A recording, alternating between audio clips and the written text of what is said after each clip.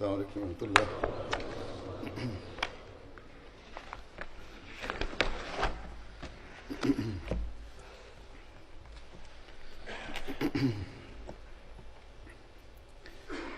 أشهد أن لا إله إلا الله وحده لا شريك له وأشهد أن محمدا عبده ورسوله أما بعد فأعوذ بالله من الشيطان الرجيم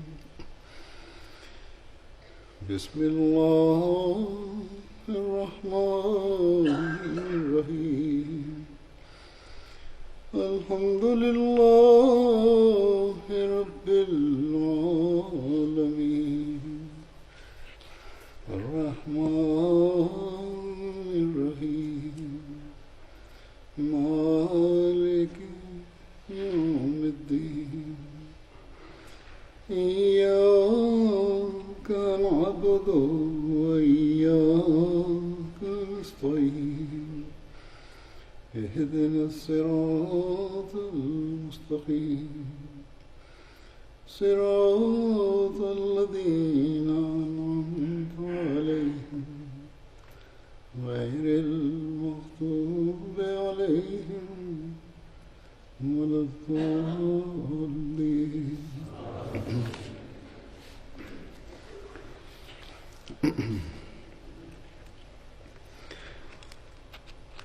بدری صحابہ کے ذکر میں آج میں جن صحابی کا ذکر کروں گا ان کا نام ہے حضرت عاصم بن عدی رضی اللہ تعالیٰ عنہ۔ حضرت عاصم کے والد کا نام عدی تھا، ان کا تعلق قبیلہ بنو عجلان بن حارثہ سے تھا جو قبیلہ بنو زید بن مالک کا حلیف تھا۔ حضرت عاصم بنو عجلان کے سردار اور حضرت مان بن عدی کے بھائی تھے۔ حضرت عاصم کی کنیت ابو بکر بیان کی جاتی ہے، جبکہ بعض کے نزدیک ان کی کنیت ابو عبداللہ، ابو عمر اور ابو عمر بھی تھی۔ حضرت عاصم میانہ کرتے تھے اور مہندی لگایا کرتے تھے بالوں پہ۔ حضرت عاصم کے بیٹے کا نام ابو البدا تھا۔ حضرت عاصم کی بیٹی کا نام سہلہ تھا، جس کی شادی حضرت عبد الرحمن بن عوف کے ساتھ ہوئی، اور ان کے اس شادی سے 4 بچے تھے، 3 بیٹے مان، عمر، زید اور ایک بیٹی عبد الرحمن صغرا۔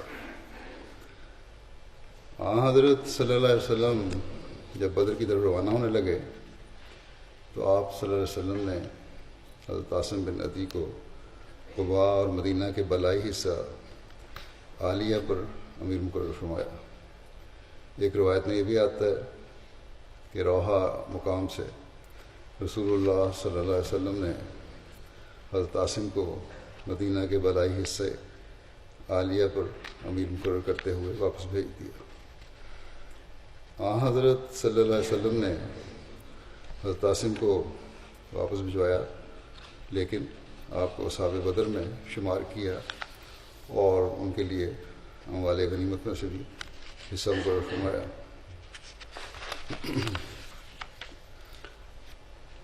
سیرت خاتم النبیین میں اس واقعے کی تفصیل اس طرح بیان ہوئی ہے، بشیر احمد صاحب نے لکھی ہے جو کہ مدینہ سے نکلتے ہوئے آپ نے اپنے پیچھے عبداللہ بن ام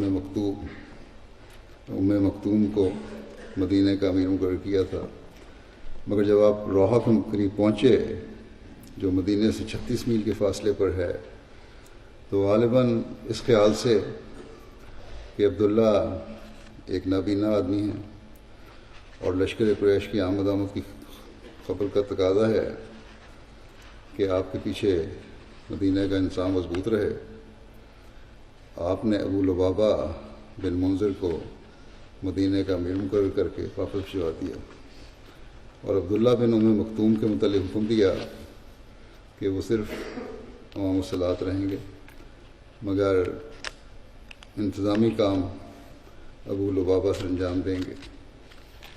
مدینہ کی بالائی آبادی یعنی قباء کے لیے آپ نے عاصم بن عدی کو الگ امیر مقرر فرمایا۔ حضرت عاصم غزوہ احد اور غزوہ خندق سمیت تمام غزوات میں رسول اللہ صلی اللہ علیہ وسلم کے ساتھ شریک ہوئے۔ حضرت عاصم نے 45 ہجری میں حضرت معاویہ کے دور حکومت میں مدینہ میں وفات پائی۔ اس وقت ان کی عمر 115 سال تھی، بعض کے نزدیک انہوں نے 120 سال کی عمر میں وفات پائی۔ جب حضرت عاصم کی وفات کا وقت آیا تو ان کے گھر والوں نے رونا شروع کیا۔ اس پر انہوں نے کہا کہ مجھ پر نہ رو، کیونکہ میں نے تو اپنی عمر گزار لی اور بہت لمبی عمر گزار لی۔ رسول کریم صلی اللہ علیہ وسلم نے جب صحابہ کرام کو غزوہ تبوک کی تیاری کے لیے حکم دیا تو آپ صلی اللہ علیہ وسلم نے عمراء کو اللہ کی راہ میں مال اور سواری مہیا کرنے کی تحریک بھی فرمائی، اور اس پر مختلف لوگوں نے اپنی اپنی حیثیت کے مطابق قربانی پیش کی۔ اسی موقع پر حضرت ابوبکر اپنے گھر کا سارا مال لے آئے جو کہ 4000 درہم تھا۔ رسول اللہ صلی اللہ علیہ وسلم نے حضرت ابوبکر سے دریافت فرمایا کہ اپنے گھر والوں کے لیے بھی کچھ چھوڑا ہے کہ نہیں، تو انہوں نے عرض کیا کہ گھر والوں کے لیے اللہ اور اس کے رسول چھوڑا ہے۔ حضرت عمر اپنے گھر کا آدھا مال لے کر آئے۔ حضرت صلی اللہ علیہ وسلم نے حضرت عمر سے دریافت کیا کہ اپنے گھر والوں کے لیے بھی کچھ چھوڑ کے آئے ہو۔ انہوں نے عرض کیا کہ نصف چھوڑ کر آیا۔ اس موقع پر حضرت عبد الرحمن بن عوف نے 100 اوقیہ دیے۔ ایک اوقیہ 40 درہم کا ہوتا ہے۔ تو آپ صلی اللہ علیہ وسلم نے فرمایا عثمان بن عفان اور عبد الرحمن بن عوف زمین پر اللہ تعالیٰ کے خزانوں میں سے خزانے ہیں جو اللہ کی رضا کے لیے خرچ کرتے ہیں۔ اس موقع پر عورتوں نے بھی اپنے زیورات پیش کیے۔ اسی موقع پر حضرت عاصم بن عدی جن کا ذکر ہو رہا ہے، انہوں نے 70 وسق کھجوریں پیش کی۔ ایک وسق میں 60 سا ہوتے ہیں اور ایک سا تقریباً 2.5 سیر کا ہوتا ہے، اس طرح یا 2.5 کلو کا۔ تو کھجوروں کا کل وزن اس لحاظ سے 262 من بنتا ہے۔ ایک من تقریباً 40 سیر کا جو پاکستان کا وزن ہے، یا 39 کلو کا یا 38 کلو کا ہوتا ہے۔ بہرحال حضرت عاصم نے بھی اس موقع پر جو ان کے پاس کھجوریں تھیں وہ پیش کی اور بڑی مقدار میں پیش کی۔ حضرت عاصم بن عدی ان صحابہ میں تھے جنہیں حضرت صلی اللہ علیہ وسلم نے مسجد ضرار گرانے کا حکم دیا۔ اس واقعہ کی تفصیل اس طرح بیان ہوئی ہے۔ حضرت ابن عباس سے روایت ہے کہ بنو عمرو بن عوف نے مسجد قباء بنائی اور حضرت صلی اللہ علیہ وسلم کی طرف پیغام بھیجا کہ آپ صلی اللہ علیہ وسلم تشریف لائیں اور اس میں نماز پڑھیں۔ جب بنو غنم بن عوف کے کچھ لوگوں نے اس مسجد کو دیکھا تو انہوں نے کہا کہ ہم بھی ایک مسجد بناتے ہیں جیسے بنو عمرو نے بنائی ہے۔ تو ان کو ابو عامر فاسق بڑا مخالف تھا، ایک فتنہ پیدا کرنے والا تھا، اس نے کہا کہ تم بھی ایک مسجد بناؤ اور حت الوسع اس میں اسلحہ بھی جمع کرو۔ اس کی نیت یہ تھی کہ اس کو فتنے کا مرکز بنایا جائے۔ کہنے لگا کہ میں روم کے بادشاہ کیسر کے پاس جا رہا ہوں اور وہاں سے ایک رومی لشکر لاؤں گا، پھر محمد صلی اللہ علیہ وسلم اور اس کے ساتھیوں کو یہاں سے نکال دوں گا۔ جب مسجد مکمل ہو گئی تو وہ حضرت صلی اللہ علیہ وسلم کی خدمت میں حاضر ہوئے وہاں کے لوگ، اور کہا کہ ہم نے مسجد بیماروں اور معذوروں کی آسانی کے لیے بنائی ہے کہ وہ زیادہ دور نماز پڑھنے نہیں جا سکتے، اور ساتھ ہی آپ سے یہ بھی درخواست کی کہ اس مسجد میں نماز پڑھانے کے لیے تشریف لائیں۔ حضرت صلی اللہ علیہ وسلم نے فرمایا کہ میں اس وقت سفر کی تیاری میں مصروف ہوں، سفر پہ جا رہے تھے، انشاءاللہ جب ہم واپس آئیں گے تو میں نماز پڑھاؤں گا۔ غزوہ تبوک کا سفر تھا یہ۔ غزوہ تبوک سے واپسی پر نبی کریم صلی اللہ علیہ وسلم نے مدینہ سے تھوڑے فاصلے پر ایک جگہ زی اون، اس کے اور مدینہ کے درمیان 1 گھنٹے کا فاصلہ ہے، وہاں قیام فرمایا۔ تو آپ کو مسجد ضرار کے بارے میں یہ وہی نازل ہوئی جس کو قرآن شریف میں ذکر ہے سورہ توبہ میں کہ والذین اتخذوا مسجدا ضرارا وکفرا وتفریقا بین المؤمنین وارصادا لمن حارب اللہ ورسولہ من قبل ولیحلفن ان اردنا الا الحسنى واللہ یشہد انہم لکاذبون۔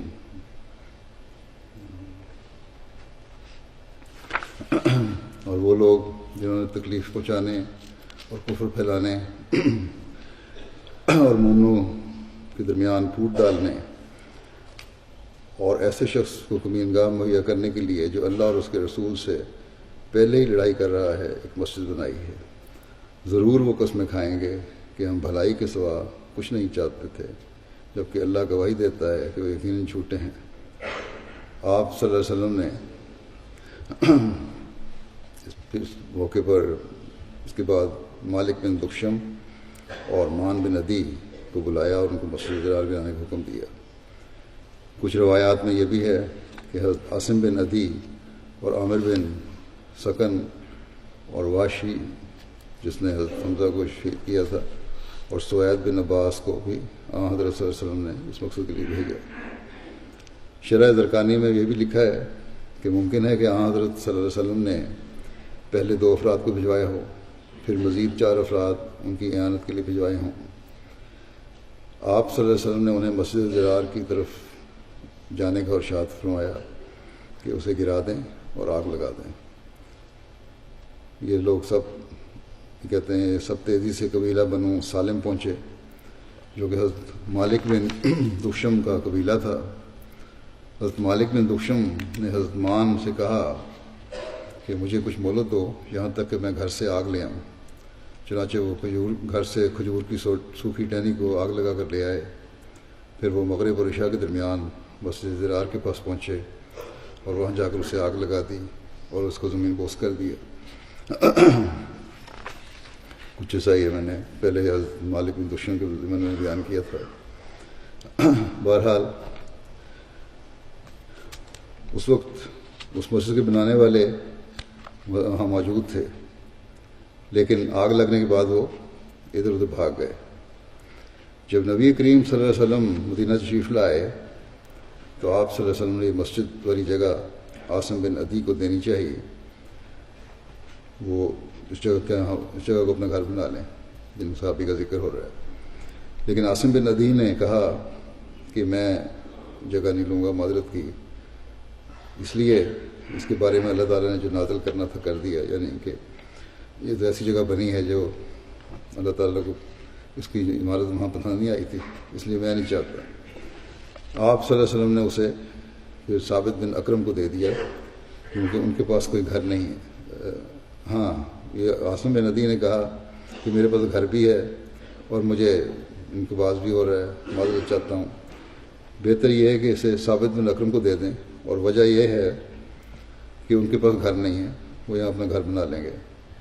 بس رسول کریم صلی اللہ علیہ وسلم نے وہ جگہ جو تھی مسجد ضرار والی جگہ ثابت بن اکرم کو دے دی۔ ابن اسحاق کے مطابق مسجد ضرار بنانے والے منافقین کے نام یہ ہیں: خزام بن خالد، معتب بن قشیر، ابو حبیبہ بن ازہر، عباد بن حنیف، جاریہ بن عامر اور اس کے دونوں بیٹے مجمع بن جاریہ اور زید بن جاریہ، نفیل بن حارث، یخزل بن عثمان ودیہ۔ دوبارہ یہ لوگ تھے جو ابو عامر راہب جس کا نام رسول اللہ صلی اللہ علیہ وسلم نے فاسق رکھا تھا، اس کے ساتھ یہ سب ملے ہوئے تھے۔ حضرت مسیم علیہ الصلوۃ والسلام نے بھی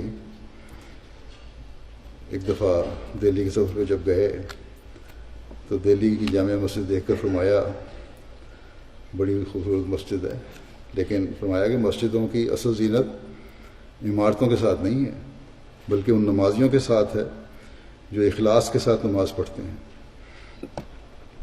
فرمایا کہ ورنہ یہ سب مساجد ویران ہیں پڑی ہوئی ہیں۔ اس زمانے میں بہت ساری مساجد تھیں، ویران تھیں۔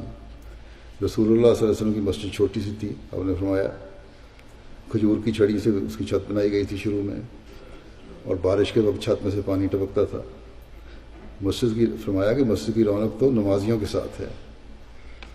حضرت صلی اللہ علیہ وسلم کے وقت میں دنیا داروں نے بھی ایک مسجد بنوائی تھی، وہ خدا تعالیٰ کے حکم سے گرا دی گئی، اور اس کا نام مسجد زرار تھا، یعنی زر رساں۔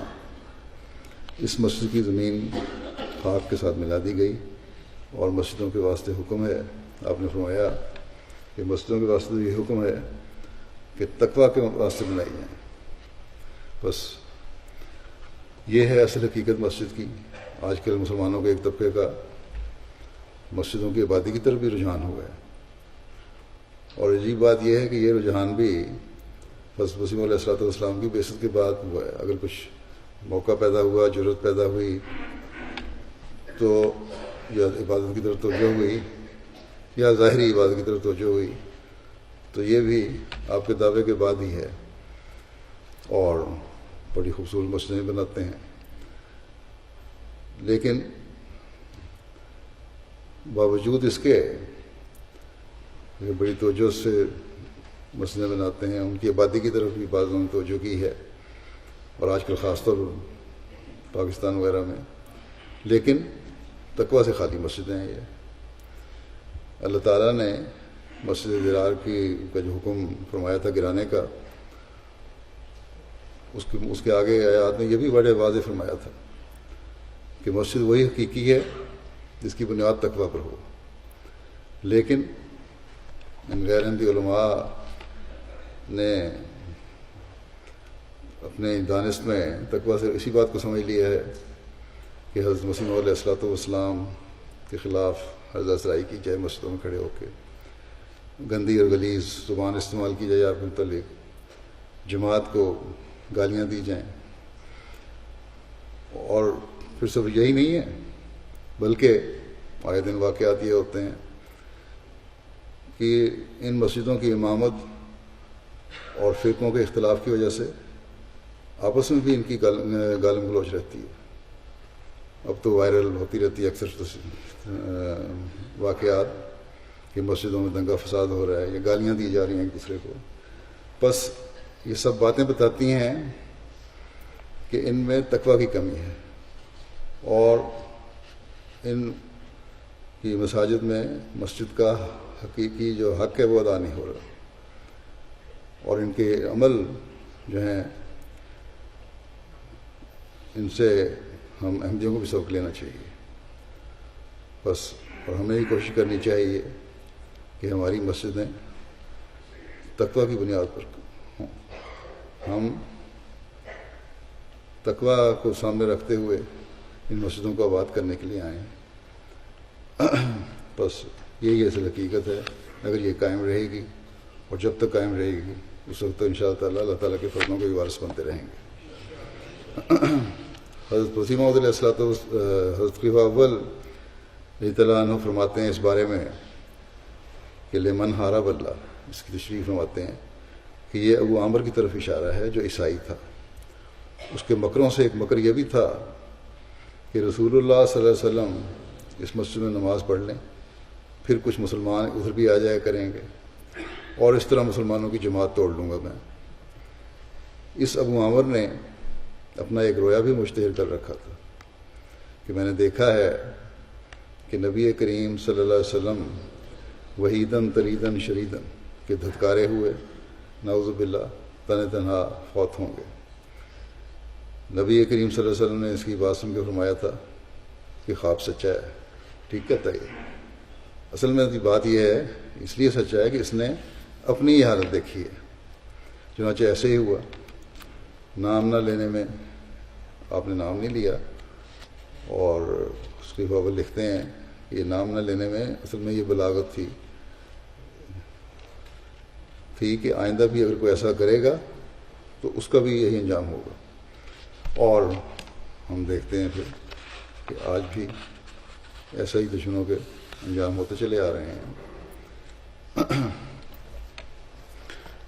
دوسرے صحابی جن کا ذکر ہے ان کا نام ہے حضرت عمر بن عوف. حضرت عمر کا نام عمیر بھی ملتا ہے اور والد کا نام عوف تھا. حضرت عمر کی کنیت ابو عمر تھی. ان کی ولادت مکے میں ہوئی اور ابن سعد کے مطابق یہ یمن سے تھے، یعنی یمن کے رہنے والے تھے. مورخین سیرت اور سیرت نگاروں نے اور محدثین نے ان صحابی کے نام کے بارے میں مختلف رائے دی ہیں اور ان کے بارے میں بہت زیادہ اشتباہ پایا جاتا ہے. چنانچہ امام بخاری، ابن اسحاق، ابن سعد، علامہ ابن عبد البر، علامہ ابن اسیر جزری وغیرہ نے ان کا نام عمر بیان کیا ہے، جبکہ ابن حشام، موسیٰ بن عقبہ، ابو معاشر، محمد بن عمر واقدی وغیرہ نے ان کا نام عمیر بیان کیا ہے.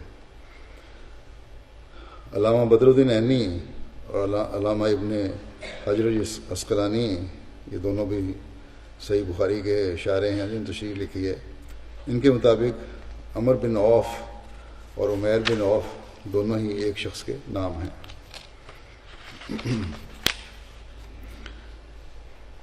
امام بخاری کے مطابق حضرت عمر بن عوف انصاری قریش کے قبیلہ بنو عامر بن لوئی کے حلیف تھے، جبکہ ابن حشام اور ابن سعد نے انہیں قریش کے خاندان بنو عامر بن لوئی سے قرار دیا ہے. علامہ بدر الدین عینی شارح بخاری کے جو ہیں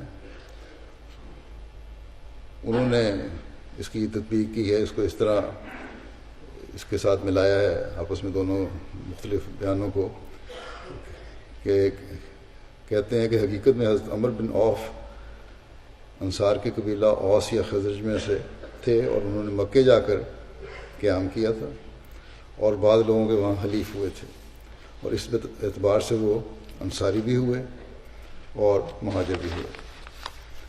حضرت عمر بن عوف قدیمی اسلام قبول کرنے والوں میں سے تھے. حضرت عمر بن عوف نے مکے سے ہجرت مدینہ کے وقت قباء میں حضرت کلثوم بن ہدم کے ہاں قیام کیا.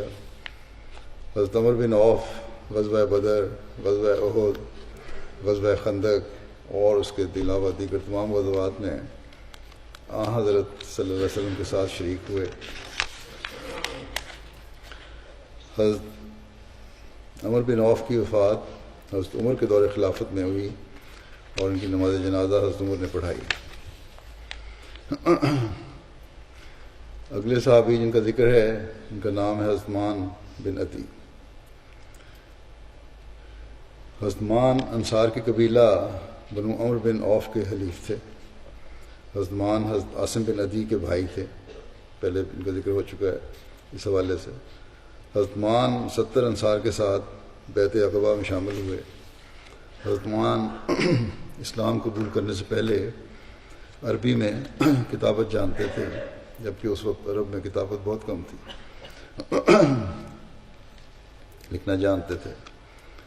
حضرت مان غزوہ بدر، احد اور خندق سمیت تمام غزوات میں رسول اللہ صلی اللہ علیہ وسلم کے ساتھ شامل ہوئے. حضرت زید بن خطاب نے مکے سے مدینہ ہجرت کی تو اس کے بعد حضرت صلی اللہ علیہ وسلم نے حضرت مان بن عدی اور حضرت زید بن خطاب کے درمیان اپنے مواخات قائم فرمایا. حضرت عمر بیان کرتے ہیں کہ جب نبی کریم صلی اللہ علیہ وسلم فوت ہوئے تو میں نے حضرت ابوبکر سے کہا کہ آپ ہمارے بھائی انصار کے پاس ہمارے ساتھ چلیں. چنانچہ ہم گئے اور ان میں سے 2 نیک آدمی ہمیں ملے جو بدر میں شریک ہوئے تھے. میں نے عروہ بن زبیر سے بیان کیا تو انہوں نے کہا کہ وہ حضرت اویم بن سائدہ اور حضرت مان بن عدی تھے۔ راوی نے آگے لکھا ہے، حضرت عمر کی جو روایت بھی بیان ہوئی ہے، اس کی مزید تفصیلات بخاری کی ایک اور روایت میں بھی درج ہے، جس کا کچھ حصہ پیش کرتا ہوں۔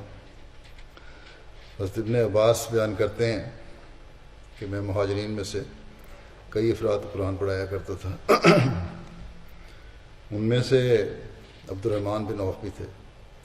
ایک بار میں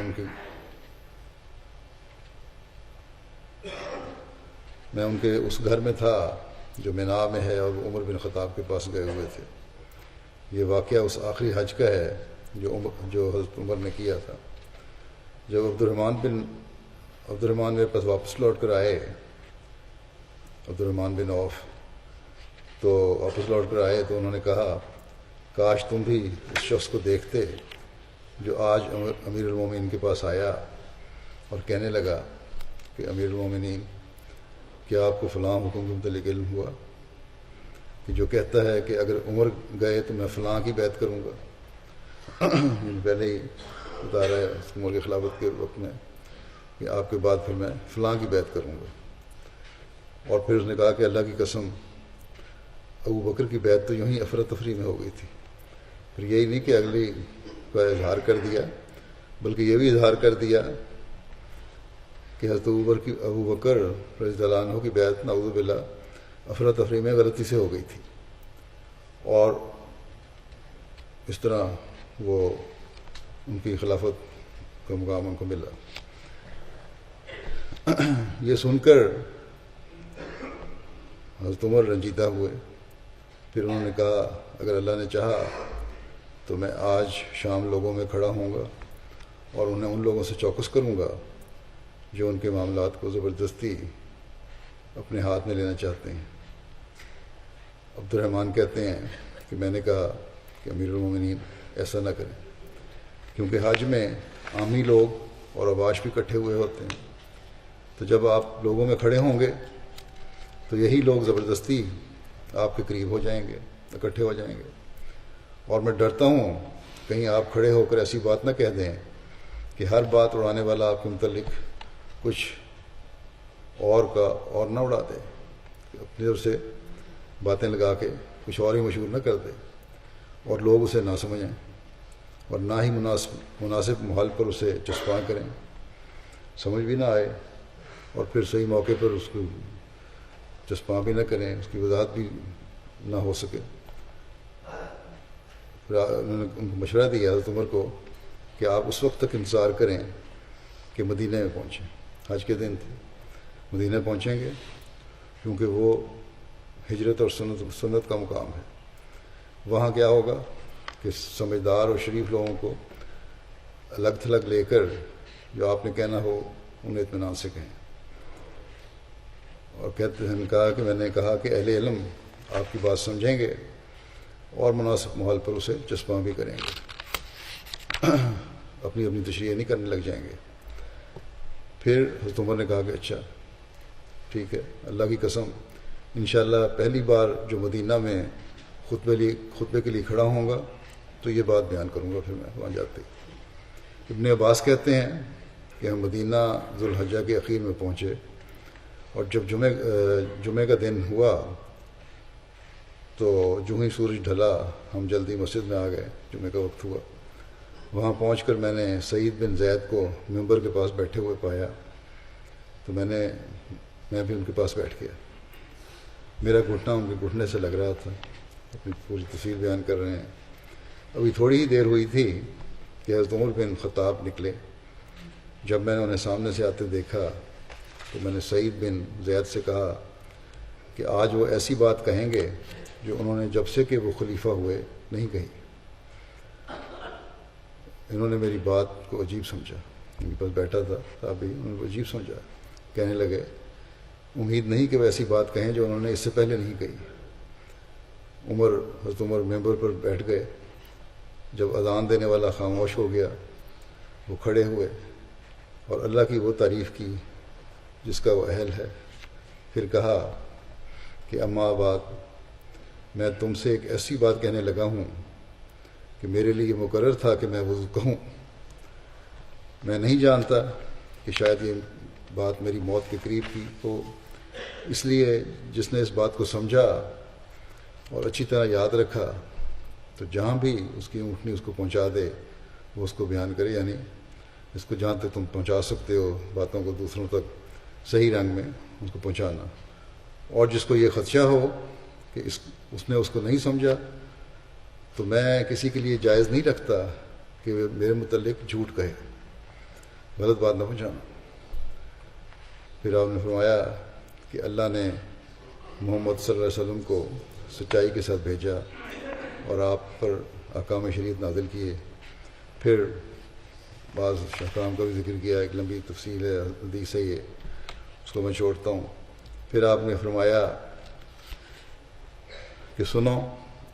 پھر رسول اللہ صلی اللہ علیہ وسلم نے یہ بھی فرمایا تھا کہ بڑھا چڑھا کر میری تعریف نہ کرو، جیسا کہ عیسیٰ بن مریم کی تعریف میں مبالغہ کیا گیا، اور تم یہ کہو کہ وہ اللہ کا بندہ. فرمایا علیہ وسلم نے یہ فرمایا تھا، یہ کہا کرو میرے متعلق کہ وہ اللہ کا بندہ اور اس کا رسول ہے. پھر حضرت عمر نے کہا کہ مجھے یہ خبر پہنچی ہے کہ تم میں سے کوئی کہنے والا یہ کہتا ہے. اس بات کو بیان کیا کہ حضرت ابوبکر کی خلافت یوں ہی مل گئی. آپ نے فرمایا کہ اللہ کی قسم اگر عمر مر گیا، تم نے یہ کہا ہے کہ اس شخص نے حضرت ابوبکر متعلق بھی کہا ہے اور پھر بین مطالعے میں یہ کہا ہے کہ اللہ کی قسم اگر عمر مر گیا تو میں فلاں کی بیعت کروں گا. آپ نے فرمایا اس لیے کوئی شخص دھوکے میں رہ کر یہ نہ کہے. پھر آپ نے بات کو پہلے حضرت عمر کی طرف لے گئے، آئندہ آنے والی تو بات کی بات ہے، حضرت ابوبکر کی طرف لے گئے. اس بارے میں وضاحت کر دوں. آپ نے فرمایا کوئی شخص دھوکے میں رہ کر یہ نہ کہے کہ ابو بکر کی بیعت یوں ہی افراتفری میں غلطی سے ہو گئی تھی اور وہ سر انجام پا گئی اور اس طرح اب خلیفہ بن گئے. سنو، یہ درست ہے کہ وہ بیعت اسی طرح ہوئی تھی، لیکن اللہ تعالیٰ نے اس افراتفری کی بیعت کے شر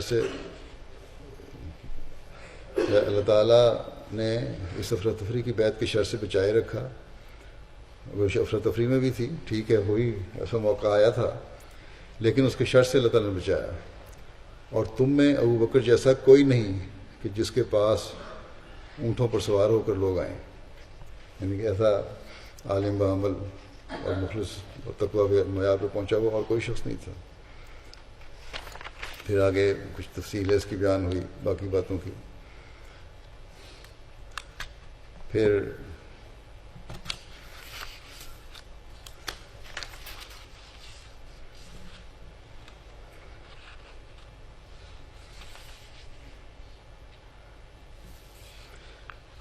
آپ نے فرمایا کہ جس نے مسلمانوں کے مشورے کے بغیر کسی شخص کی بیعت کی تو اس کی بیعت نہ کی جائے، یعنی کہ جو بیعت ہوئی تھی وہ بڑی مشورے سے ہوئی تھی.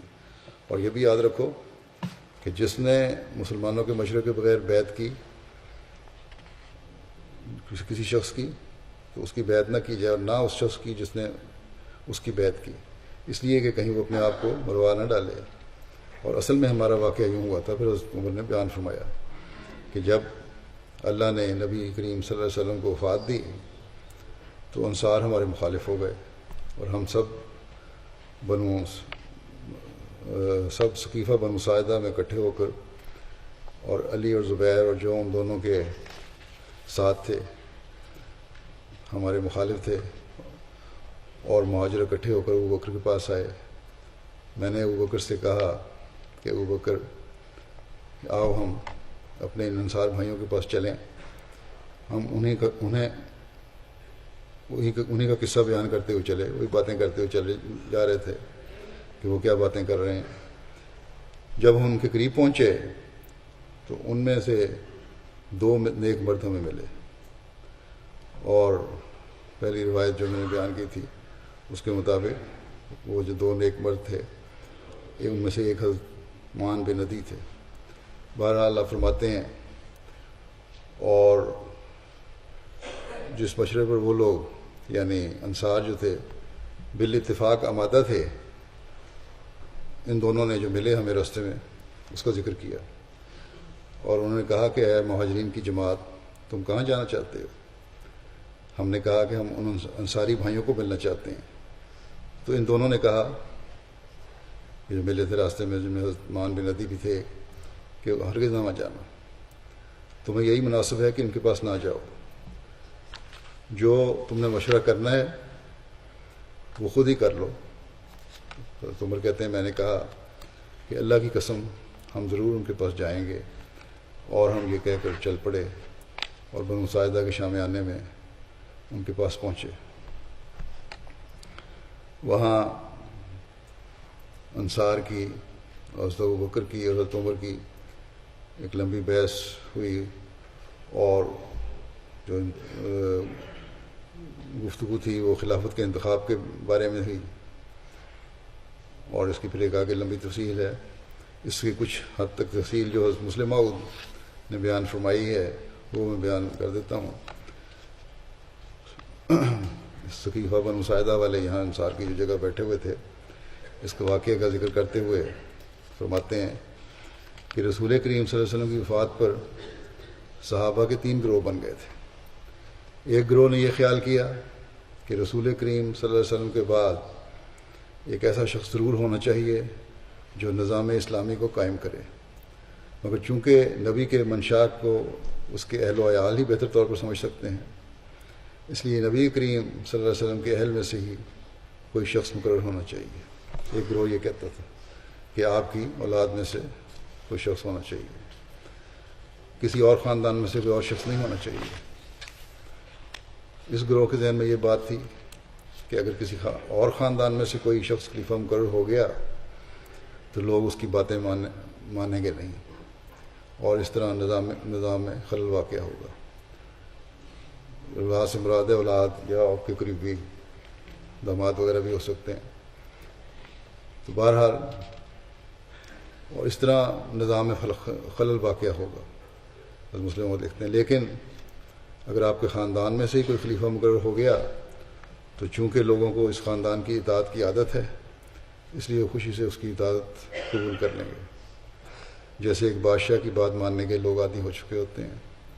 جب وفات پا جاتا ہے، اس کا بیٹا جانشین بنتا ہے تو اس کی اطاعت بھی شوق سے کرنے لگ جاتے ہیں۔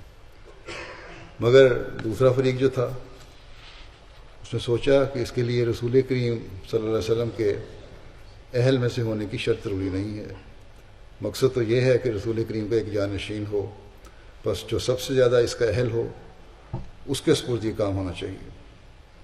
اس دوسرے گروہ کے پھر آگے 2 حصے ہو گئے، اور وہ دونوں اس بات میں متحد تھے کہ رسول کریم صلی اللہ علیہ وسلم کا کوئی جانشین ہونا چاہیے، مگر ان میں سے اس بات پر اختلاف ہو گیا کہ رسول کریم کا جانشین کن لوگوں میں سے ہو۔ ایک گروہ کا خیال تھا کہ جو لوگ سب سے زیادہ عرصے تک آپ کے زیر تعلیم رہے ہیں وہ اس کے مستحق ہیں، یعنی مہاجر، اور ان میں سے بھی قریش، جن کی بات ماننے کے لیے عرب تیار ہو سکتے ہیں۔ اور بعض نے خیال کیا کہ چونکہ رسول کریم صلی اللہ علیہ وسلم کی وفات مدینہ میں ہوئی ہے اور مدینہ میں انصار کا زور ہے، اس لیے وہی اس کام کو اچھی طرح چلا سکتے ہیں۔ بہرحال اس پر انصار اور مہاجرین میں اختلاف بھی ہوا۔ غرض اب انصار اور مہاجرین میں اختلاف ہو گیا۔ انصار کا یہ خیال تھا کہ چونکہ رسول کریم صلی اللہ علیہ وسلم نے اصل زندگی جو نظام کے ساتھ تعلق رکھتی ہے ہمارے اندر گزاری ہے، انصار یہ کہتے تھے، مدینہ میں گزاری ہے، اور مکے میں کوئی نظام نہیں تھا، اس لیے نظام حکومت ہم ہی بہتر طور پر سمجھ سکتے ہیں، اور خلافت کے متعلق ہمارا ہی حق ہے، کسی اور کا حق نہیں۔ دوسری دلیل وہ یہ دیتے تھے کہ یہ علاقہ ہمارا ہے اور طبعاً ہماری بات کا ہی لوگوں پر زیادہ اثر ہو سکتا ہے، مہاجرین کا اثر نہیں ہو سکتا، بس رسول کریم صلی اللہ علیہ وسلم کا جانشین ہم میں سے ہونا چاہیے، مہاجرین میں سے نہیں۔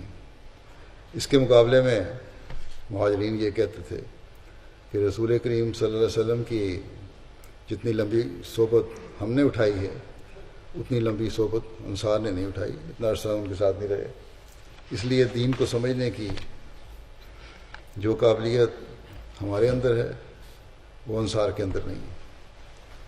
اس اختلاف پر لکھتے ہیں کہ اس اختلاف پر ابھی دوسرے لوگ غور ہی کر رہے تھے اور وہ کسی نتیجے پر نہیں پہنچے تھے کہ اس آخری گروہ نے جو انصار کے حق میں تھا بنی ساعدہ کے ایک برآمدے میں جمع ہو کر اس بارے میں مشورہ شروع کر دیا، اور سعد بن عبادہ جو خزرج کے سردار تھے اور نقباء میں سے تھے، ان کے بارے میں تباہی کا اس طرف رجحان ہو گیا کہ انہیں خلیفہ مقرر کیا جائے۔ چنانچہ انصار نے آپس میں گفتگو کرتے ہوئے کہا کہ ملک ہمارا ہے، زمینیں ہماری ہیں، جائیدادیں ہماری ہیں، اور اسلام کا فائدہ اسی میں ہے کہ ہم میں سے کوئی خلیفہ مقرر ہو۔ فیصلہ کیا اس بات پر کہ اس منصب کے لیے سعد بن عبادہ سے بہتر اور کوئی شخص نہیں۔ یہ گفتگو ہو رہی تھی کہ بعض نے کہا کہ اگر مہاجرین اس کا انکار کریں گے تو کیا ہوگا؟ سوال اٹھا۔ اس پر کسی نے کہا کہ پھر ہم کہیں گے کہ منا امیر و منکم امیر، یعنی ایک امیر تم میں سے ہو اور ایک ہم میں سے۔ سعد جو بہت دانا آدمی تھے، انہوں نے کہا کہ یہ تو پہلی کمزوری ہے، جن کو امیر بنانا چاہتے تھے خلیفہ انصار، انہوں نے کہا یہ تو پہلی کمزوری ہے، یعنی یا تو ہم میں سے خلیفہ ہونا چاہیے یا ان میں سے۔ منا امیر و منکم امیر کہنا تو گویا خلافت کے مفہوم کو نہ سمجھنا ہے، اور اس سے اسلام میں رکھنا پڑے گا، اور یہ رکھنا ڈالنا ہے۔ اس مشورے کے بعد جب مہاجرین کو اطلاع ہوئی تو وہ جلدی سے وہیں آ گئے، جیسا کہ حضرت عمر نے بیان فرمایا جو پہلے ذکر ہو چکا کہ آپ حضرت ابوبکر اور کچھ اور لوگ گئے وہاں، کیونکہ وہ سمجھتے تھے کہ اگر مہاجرین میں سے کوئی خلیفہ نہ ہوا تو عرب اس کی اطاعت نہیں کریں گے۔ پھر مدینہ کی بات نہیں بلکہ پورے عرب کی بات ہے۔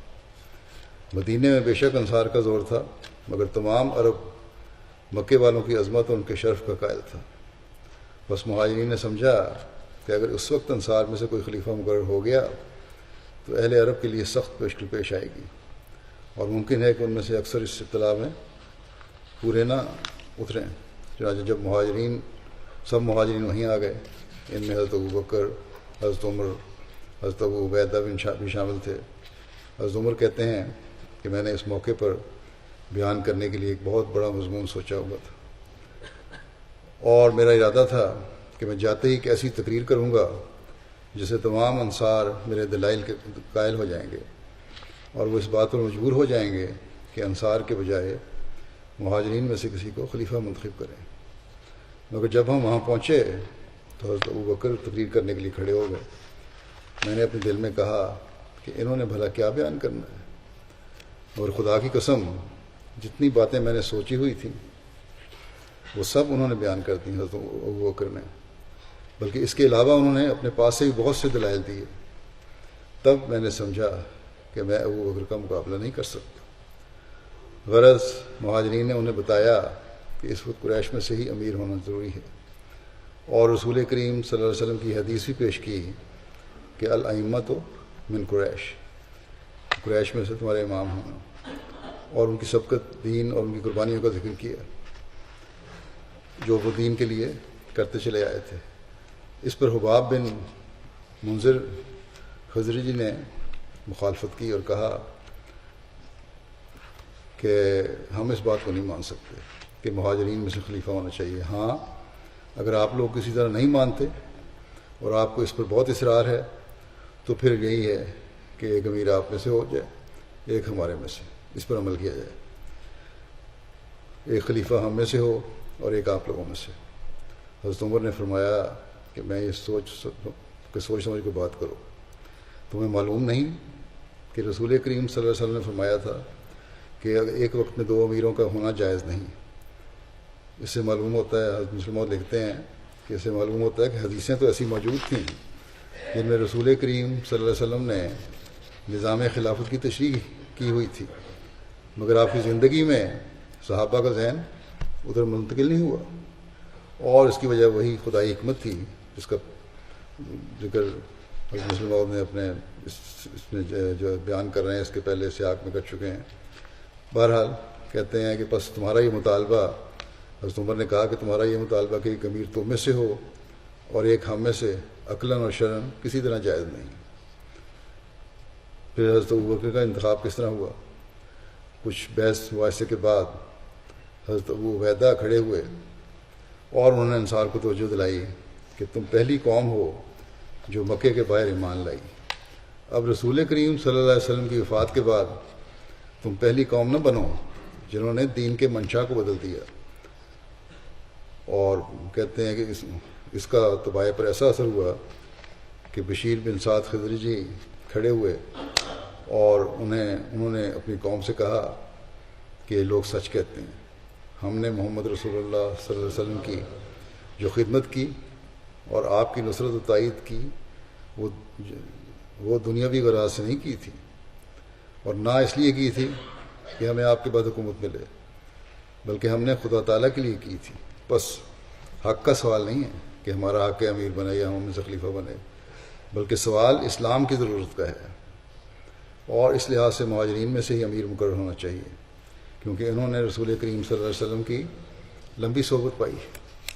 اس پر کچھ دیر تک اور بحث ہوتی رہی، مگر آخر آدھ پون گھنٹے کے بعد لوگوں کی رائے اسی طرف ہوتی چلی گئی کہ مہاجرین میں سے کسی کو خلیفہ مقرر کرنا چاہیے. چنانچہ حضرت ابوبکر نے حضرت عمر اور حضرت ابو عبیدہ کو اس منصب کے لیے پیش کیا. حضرت ابوبکر نے جو خود پیش کیا پھر کہ حضرت عمر ہیں یا حضرت ابو عبیدہ ہیں، ان دونوں میں سے کسی کی بیعت کر لینی چاہیے.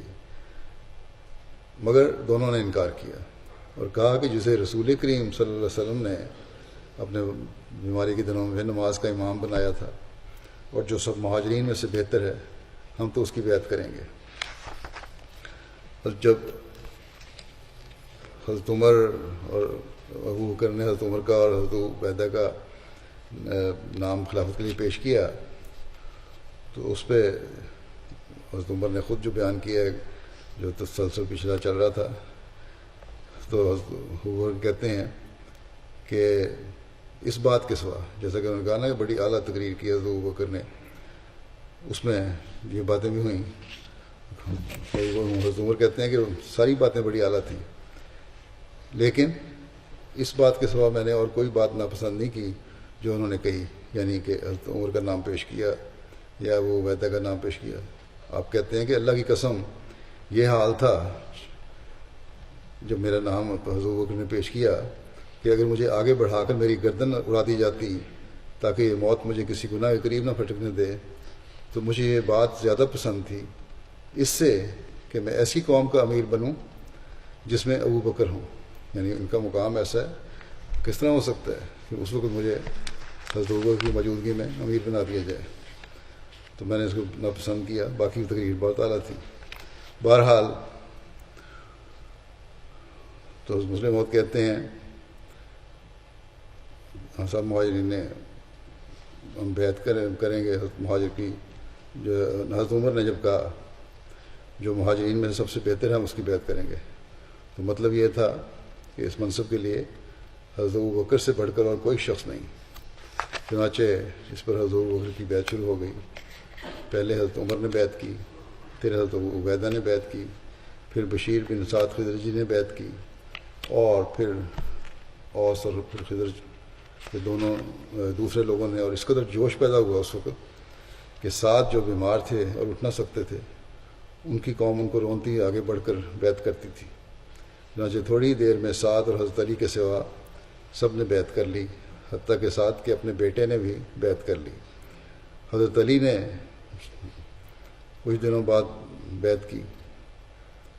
چنانچہ بعض روایات میں 3 دن آتے ہیں اور بعض روایات میں ذکر آتا ہے کہ آپ نے 6 ماہ کے بعد بیعت کی تھی. 6 ماہ والی روایت میں یہ بھی بیان ہوا ہے کہ حضرت فاطمہ کی تیمارداری میں مصروفیت کی وجہ سے آپ حضرت ابوبکر کی بیعت نہ کر سکے، اور جب آپ بیعت کرنے کے لیے آئے تو آپ نے عمادت بھی کی کہ چونکہ فاطمہ بیمار تھی اس لیے میں بیعت میں مجھے دیر ہو گئی ہے. بہرحال اس وقت سب نے بیعت کی. حضرت عروہ بن زبیر بیان کرتے ہیں کہ جس وقت اللہ تعالیٰ نے رسول اللہ صلی اللہ علیہ وسلم کو وفات دی تو لوگ آپ صلی اللہ علیہ وسلم پر روئے اور انہوں نے کہا کہ اللہ کی قسم ہم یہ چاہتے تھے کہ آپ صلی اللہ علیہ وسلم سے پہلے مر جاتے. ہمیں اندیشہ تھا کہ آپ صلی اللہ علیہ وسلم کے بعد فتنہ میں نہ پڑ جائیں. حضرت مان ان کا ذکر ہو رہا ہے صحابی کا، انہوں نے کہا کہ اللہ کی قسم میں نہیں چاہتا تھا. لوگ تو یہ کہہ رہے تھے کہ ہم پہلے مر جاتے. عثمان نے کہا نہیں، میں نہیں یہ چاہتا تھا کہ میں آپ صلی اللہ علیہ وسلم سے پہلے مر جاتا. کیوں؟ اس لیے کہ جب تک میں آپ صلی اللہ علیہ وسلم کی وفات کے بعد بھی آپ صلی اللہ علیہ وسلم کی اسی طرح تصدیق نہ کر لوں جیسا کہ آپ صلی اللہ علیہ وسلم کی حیات میں آپ صلی اللہ علیہ وسلم کی تصدیق کی تھی. جس طرح میں نے آپ کو مانا تھا نبی، اسی طرح اس بات کی تصدیق بھی نہ کر لوں وفات کے بعد کہ وہی نظام جس کی پیشگوئی آپ نے فرمائی تھی خلافت راشدہ کا، وہ جاری ہو چکا ہے اور اسی کو جاری رکھنا ہے اور منافقین اور مرتدین کے جال میں نہیں آنا. بس یہی وہ ایمان کا معیار ہے جسے ہر احمدی کو بھی اپنے اندر قائم کرنا چاہیے. ایک روایت کے مطابق حضرت خالد بن ولید کے ہمراہ نبی کریم صلی اللہ علیہ وسلم کے بعد مرتدین اور باغیوں کی سرکوبی میں شامل تھے اور حضرت خالد بن ولید نے 200 گھوڑ سواروں کے ہمراہ حضرت مان کو یمامہ کی طرف بطور ہرابل دستے کے بھیجا تھا. حضرت صلی اللہ علیہ وسلم نے حضرت مان کا حضرت زید بن خطاب کے ساتھ عقد مواخات قائم فرمایا تھا. ان دونوں اصحاب نے حضرت ابوبکر صدیق کے دور خلافت میں جنگ یمامہ میں 12 ہجری میں شہادت پائی تھی. اللہ تعالیٰ ہر احمدی کو بھی نبوت کے مقام کو بھی پہچاننے کی توفیق عطا فرمائے اور خلافت کے ساتھ وفاق اور اخلاص کا تعلق پیدا کرنے کی بھی توفیق عطا فرمائے.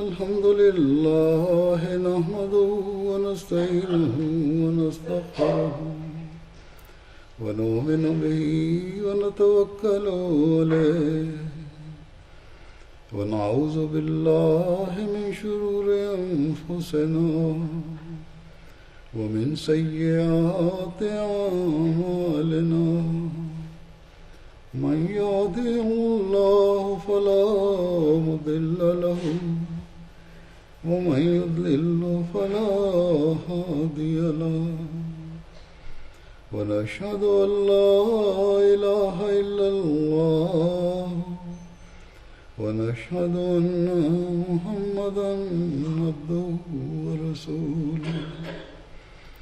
عباد الله رحمكم الله إن الله يأمر بالعدل والإحسان وإيتاء ذي القربى وينهى عن الفحشاء والمنكر والبغي يعظكم لعلكم تذكرون. اذكروا الله يذكركم وادعوه يستجب لكم ولذكر الله أكبر.